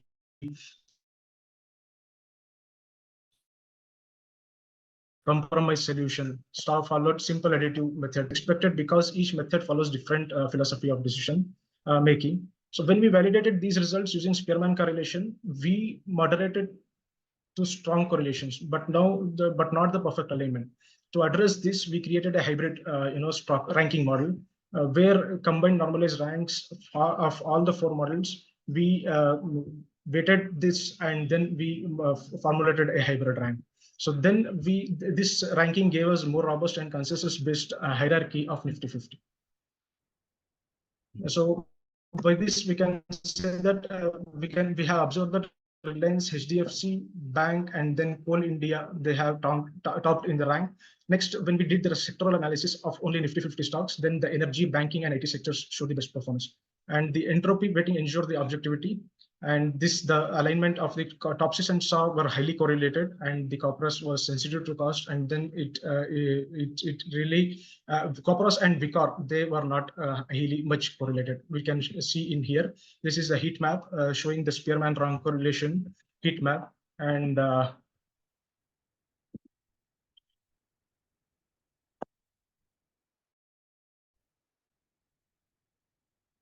here we can observe that Vickar and the Corpus are having only 0.4 uncorrelation because of that their nature of ranking the stocks. But we can say that this TOPSIS and SAW had greatly correlated, and Corpus and TOPSIS are also greatly correlated.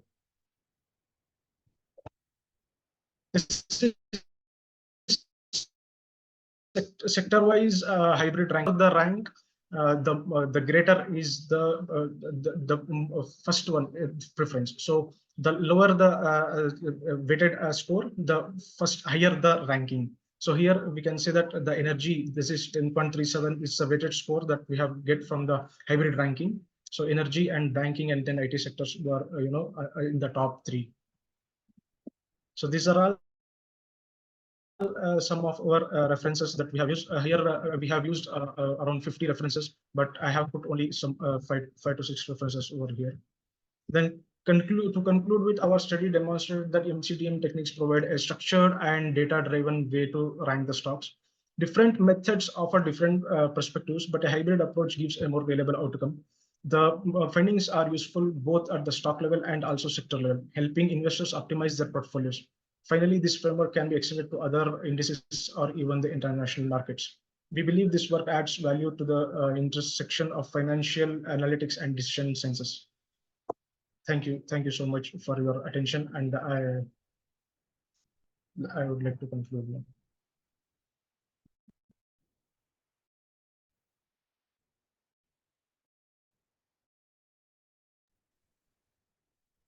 Okay, Dr. Deepak, please ask question.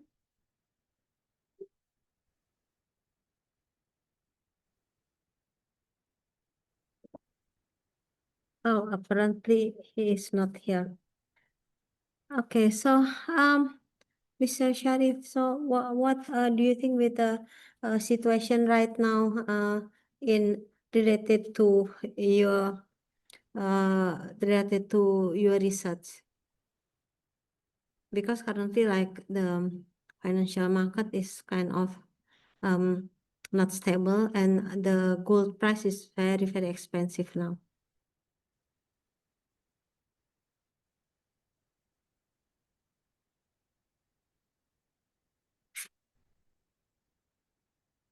Hello, can you hear my voice?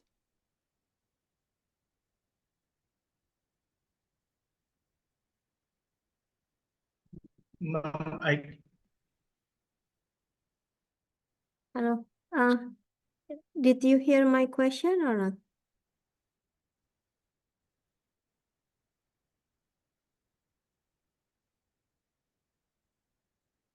Hello. Yeah. Go ahead, ask him question, Dr. Deepak. Yeah. I have a question. So, sir, this is your research is related to the stock. So, how you compare your performance of your model? Hello, sir. I was logged out and then came back. Can you please repeat the question? Okay. So your overall work is based on some stock data analysis. Yes, Right. sir. So I did. Sir. So how you compare your performance? Sir, our performance, yes, sir, it is good because I also took the last year researchers of most of the prominent institutes of from our India, that they have done the research in this field, but they have not yet done combinedly by using all the 4 metrics. But for me, it was okay. But we have been able to match those results, and then I found that yes, it is rigor and it can be done. And the next thing is we can use this model for the next automation purpose, and then we can create even if this is done carefully, then we can generate LLMs out of it, and then we can predict. We can also put this data and do the predictive analysis also. Okay, thank you. Thank you, sir. Thank you so much, presenter, for your presentation. And we had completed all the presentation, but at the end, I only call one absent participant. It's our Komala.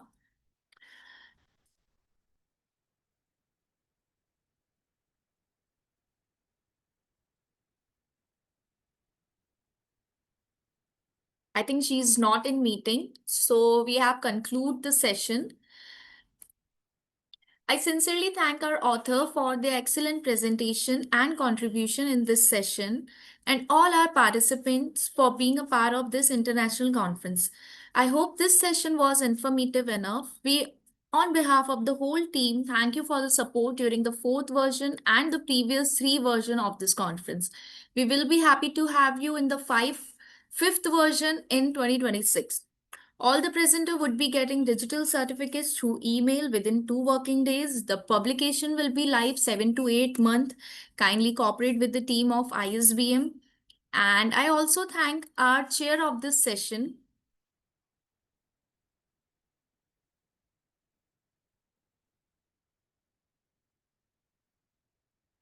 Thank you so much, ma'am, for your valuable time and your valuable presence. Hello. Thank you. Will you send me the certificate that you just Sure, said? ma'am, sure. We Oh, will mail you.